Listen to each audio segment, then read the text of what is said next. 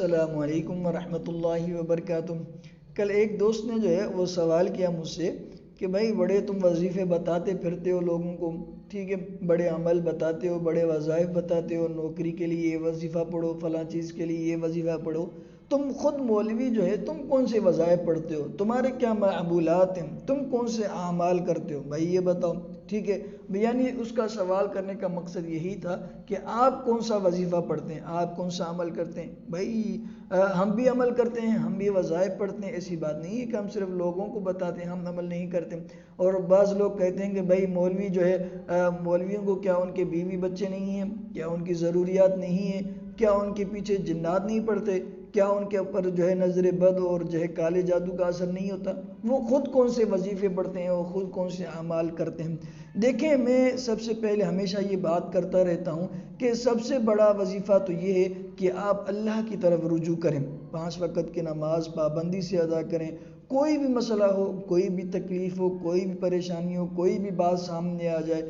کوئی بھی پریشانی آ جائے، اس کا ایک ہی حل ہوتا ہے۔ ہمیشہ میں یہ کہتا ہوں کہ اللہ کے سامنے رجوع کریں، اللہ کے دربار میں حاضری لگائیں، اللہ کے سامنے گڑ گڑائیں، سارے مسائل حل ہوں گے۔ بچوں کے مسائل ہیں، بیماریوں کے مسائل ہیں، نوکریوں کے مسائل ہیں، ٹھیک ہے، اور اسی طرح رزق کے مسائل ہیں، جو بھی مسائل ہیں وہ اللہ کے سامنے اللہ کے دربار میں رکھیں، اللہ کے سامنے گڑ گڑائیں، اللہ سے مانگیں، سارے مسائل ہوں گے، حل ہوں گے۔ وظائف سے پہلے تو میں یہ بات بھی کرتا ہوں نا کہ بھائی جو ہے وہ سب سے پہلے اللہ کے سامنے رجوع کرو، اللہ کے سامنے آؤ، اللہ کی بارگاہ میں آؤ۔ اور صحابہ اکرام رضوان اللہ علیہم اجمعین کا کیا معمول تھا، ایون جو ہے جوتی کا تسمہ ٹوٹ جائے، نمک کی ضرورت پڑ جائے، وہ بھی اللہ سے مانگتے تھے، چھوٹے سے چھوٹی چیز بھی جو ہے وہ اللہ سے مانگتے تھے۔ بھائی ہمیں بھی اللہ سے مانگنی چاہیے، اور سب سے پہلی بات میں نے یہی کہی کہ اللہ کی طرف رجوع کریں،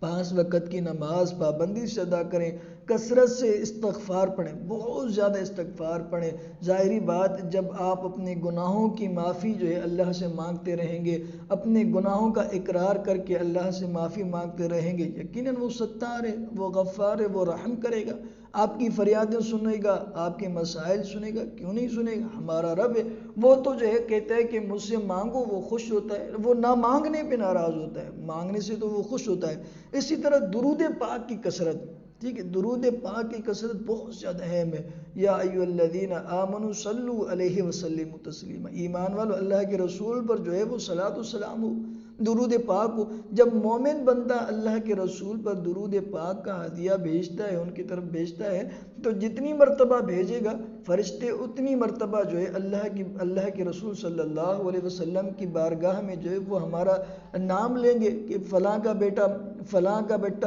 جو ہے فلاں نام سے آپ پر درود کا ہدیہ بھیج رہا ہے۔ تو یہ کثرت سے ہونا چاہیے، ٹھیک ہے۔ یہ معمولات ہیں، ہمارے معمولات بھی یہی ہوتے ہیں،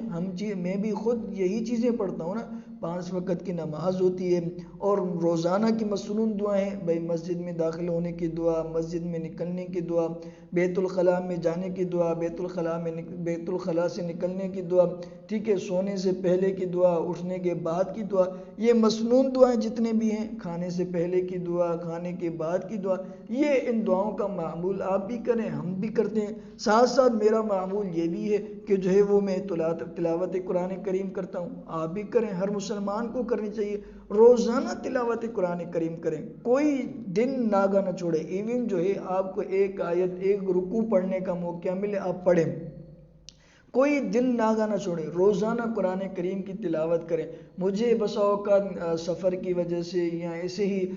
مسائل کی وجہ سے، مصروفیات کی وجہ سے کبھی وقت نہیں مل پاتا، تو کوشش یہی کرتا ہوں کہ جو ہے وہ ایک رکوع کم از کم، ایک چھوٹی سی سورت، ایک رکوع جو ہے وہ تلاوت کیا کروں، ناگہ نہیں کرنا، ٹھیک ہے۔ اسی طرح کثرت استغفار میں نے آپ کو بتایا، یہی میرا معمول ہے، اور کثرت درود پاک، اللہ کے رسول پر درود پاک پڑھنا میرا بھی یہی معمول ہے، اس کے علاوہ کون سے معمولات ہو سکتے ہیں، ٹھیک ہے۔ تو یہ چیزیں جو ہے ہم کرتے ہیں، آپ بھی کیا کریں۔ اور میں ایک چیز اور کرتا ہوں جو روزانہ میں اپنی زندگی کا میں نے اس کو معمول بنایا ہوا ہے، استغفار پر ایک بات یاد آئی، دیکھیں بسا اوقات مجھے کسی چیز کی ضرورت پڑ جاتی ہے، کسی کام کی ضرورت پڑ جاتی ہے، کوئی کام نہیں ہو رہا ہوتا، تو میں کثرت سے استغفار کرتا ہوں۔ ظاہری بات ہے جب ہم اللہ کے سامنے اپنے گناہوں کا اقرار کریں گے، اپنے گناہوں سے معافی مانگیں گے، تو اللہ کو بھی ہمارے اوپر رحم آ جائے گا، اللہ ہمارے اوپر رحم فرمائیں گے کہ بھئی آخر جو ہے اپنے گناہوں کی معافی بھی مانگ رہا ہے، گناہوں کا اقرار بھی کر رہا ہے۔ تو کثرت سے استغفار جب میں پڑھتا ہوں تو اپنے کاموں کو اپنی آنکھوں سے ہوتا ہوا دیکھتا ہوں، یہ میری زندگی کا معمول ہے، کثرت استغفار اور کثرت درود پاک، بہت زیادہ درود پاک۔ آپ کے مسائل نہیں ہوتے، درود پاک پڑھو، استغفار پڑھو۔ اور لوگ کہتے ہیں کہ بھئی ان مولویوں کو جنات نہیں چپکتے، ٹھیک ہے، اور مولویوں کو جو ہے یہ نظر بد نہیں لگتی، کالا جادو جو ہے ان کو اثر نہیں کرتا۔ بھئی کیوں نہیں کرتا؟ آپ بھی اپنے معمولات کریں، ہم بھی اپنے معمولات کرتے ہیں۔ میرا تو روزانہ کا معمول ہے، صبح اور شام جو ہے وہ دعائے منزل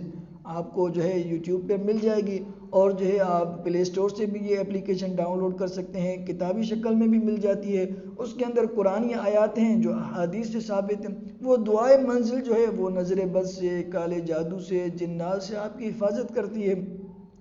تو یہ دعائے منزل میرا معمول ہے، آپ بھی اس کو اپنا معمول بنا سکتے ہیں، اپنی زندگیوں میں پڑھ سکتے ہیں۔ دیکھیں جب رشتہ اور تعلق اللہ کے ساتھ جڑا ہوا ہو تو انشاءاللہ سارے کام آسان ہوتے ہیں۔ اللہ سے دعا ہے اللہ رب العزت آپ کا اور ہمارا حامی اور ناصر ہو۔